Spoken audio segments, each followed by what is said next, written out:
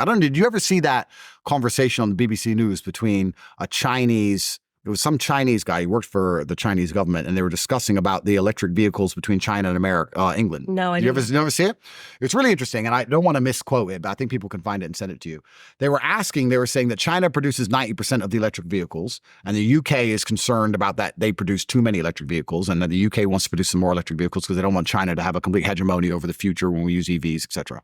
And the Chinese and they were talking about competition between the two countries. So how do you feel about UK trying to compete with you in the electric vehicle market? And the member of the Chinese government said, we see the UK as a country that was historically important that we'd like to have good relations with.